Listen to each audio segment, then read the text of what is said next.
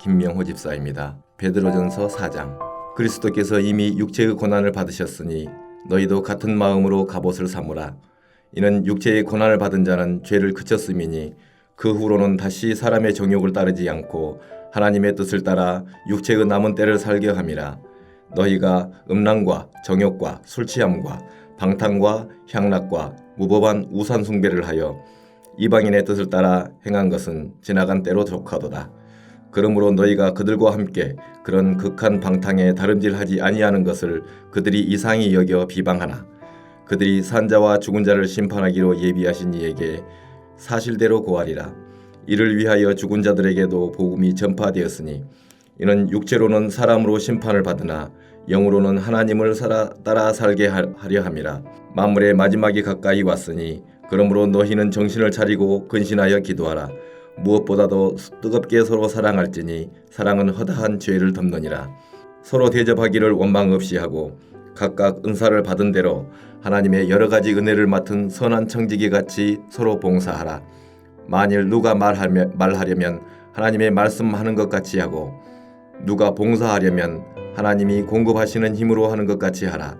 이는 범사에 예수 그리스도로 말미암아 하나님이 영광을 받으시게 하려 함이니 그에게 영광과 권능이 세세에 무궁하도록 있느니라. 아멘. 사랑하는 자들아, 너희를 연단하려고 오는 불시험을 이상한 일 당하는 것 같이 이상히 여기지 말고 오히려 너희가 그리스도의 고난에 참여하는 것으로 즐거워하라. 이는 그의 영광을 나타내실 때에 너희로 즐거워하고 기뻐하게 하려 함이라. 너희가 그리스도의 이름으로 치욕을 당하면 복 있는 자로다. 영광의 영 곧 하나님의 영이 너희 위에 계심이라. 너희 중에 누구든지 살인이나 도둑질이나 악행이나 남의 일을 간섭하는 자로 고난을 받지 말려니와 만일 그리스도인으로 고난을 받으면 부끄러워러 하지 말고 오히려 그 이름으로 하나님께 영광을 돌리라. 하나님의 집에서 심판을 시작하실 때가 되었나니 만일 우리에게 먼저 하면 하나님의 복음을 순종하지 아니하는 자들의 그 마지막은 어떠하며 또 의인이 겨우 구원을 받으면 경건하지 아니한 자와 죄인은 어디에 서리요. 그러므로 하나님의 뜻대로 고난을 받는 자들은 또한 선을 행하는 가운데에 그 영혼을 미쁘신 창조주께 의탁할지어다. 하늘에 계신 우리 아버지여, 이름이 거룩히 여김을 받으시오며 나라가 임하옵시며 뜻이 하늘에서 이룬 것 같이 땅에서도 이루어지이다. 오늘날 우리에게 일용할 양식을 주옵시고 우리가 우리에게 죄 지은 자를 사하여 준 것 같이 우리 죄를 사하여 주옵시고 우리를 시험에 들게 하지 마옵시고 다만 악에서 구하옵소서. 대개 나라와 권세와 영광이 아버지께 영원히 있사옵나이다. 아멘.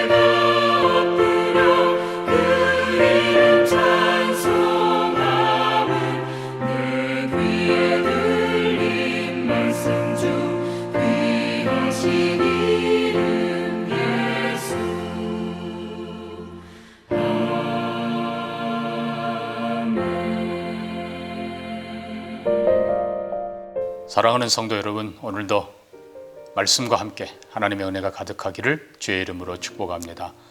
오늘 우리가 함께 살펴볼 하나님의 말씀은 누가복음 20장 1절에서 18절입니다. 제가 1절에서 8절까지를 읽어드립니다.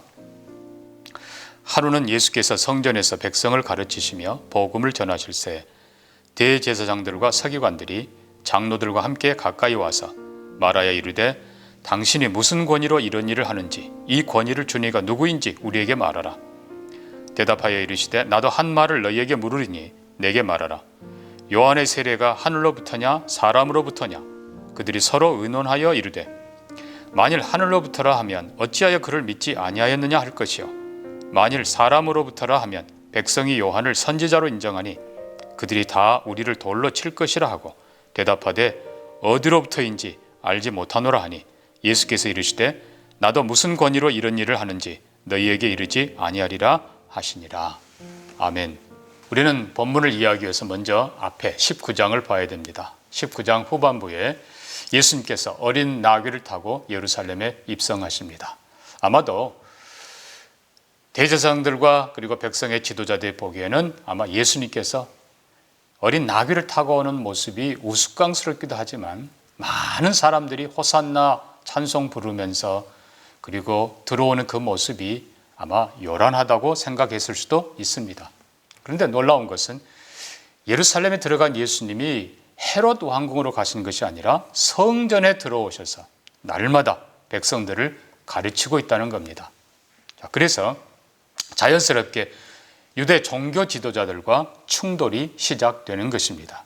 결국 그들은 예수의 태도도 문제, 즉 권위에 대한 도전이라고 생각한 그것도 문제지만 또 한편으로는 그 가르치는 복음이 그들이 강조한 율법과 다르다 혹은 율법을 거부하듯이 들렸기 때문에 앞에 19장 47절 보면요.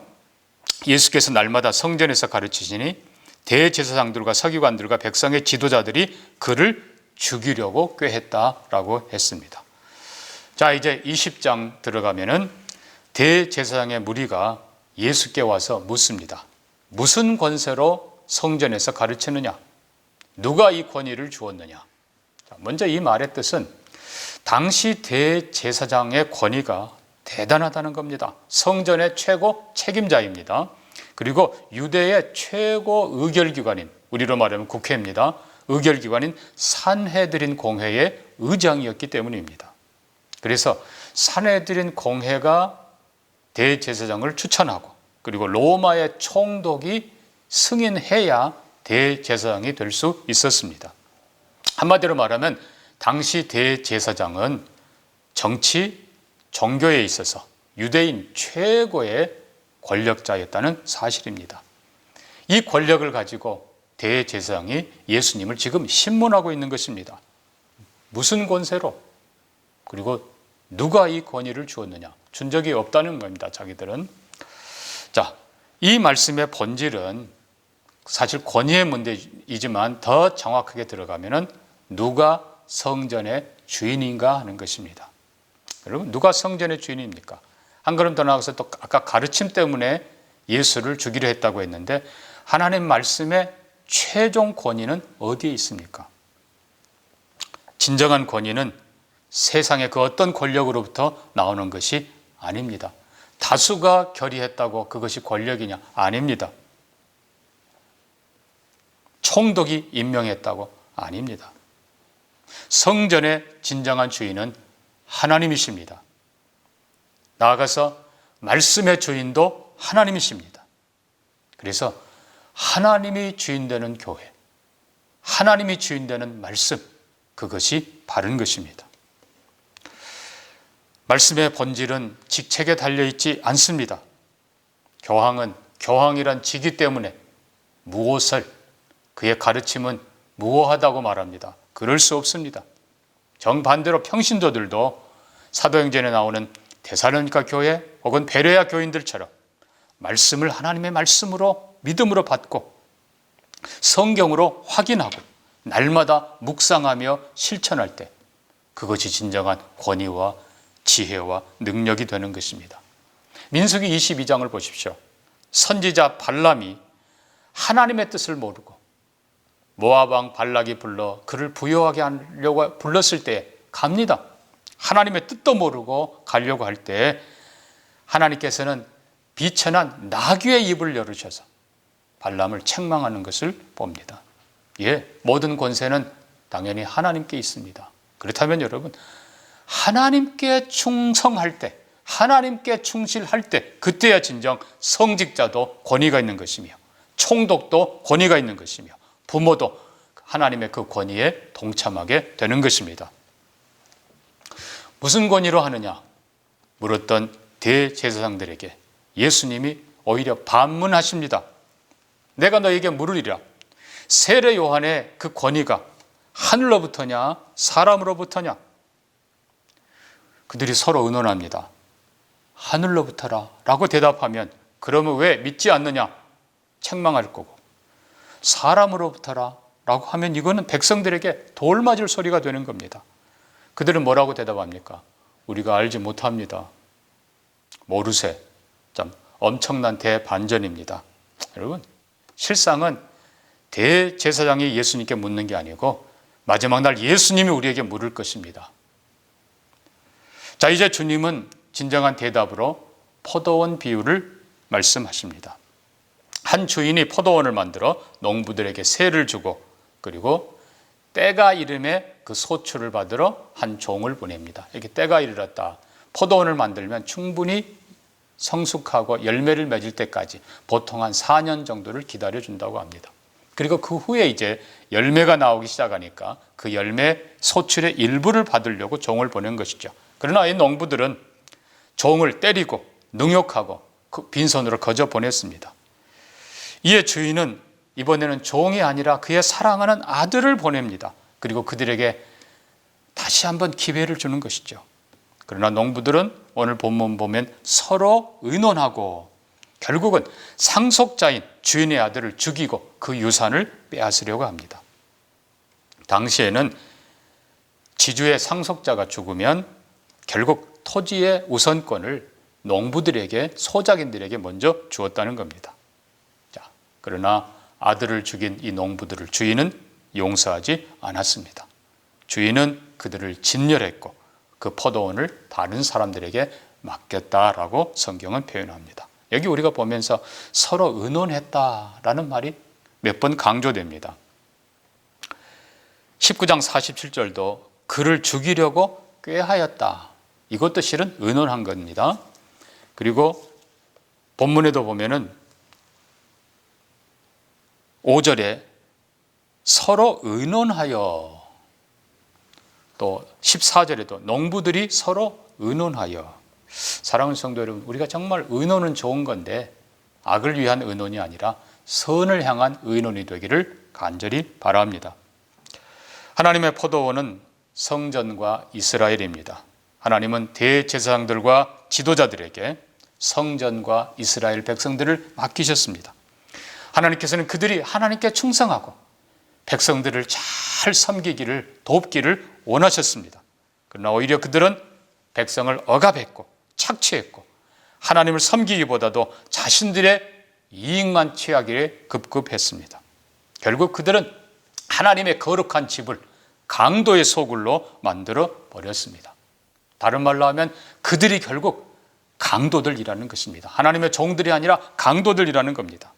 자, 반대로 오늘 19장 보면은 진정한 대제사장, 진정한 성전의 주인이 여기 오십니다. 19장 보면 예수님은 평화를 빼앗기고 고통 가운데 있는 예루살렘을 내려다보면서 안타까이 우시는 모습이 기록되어 있습니다.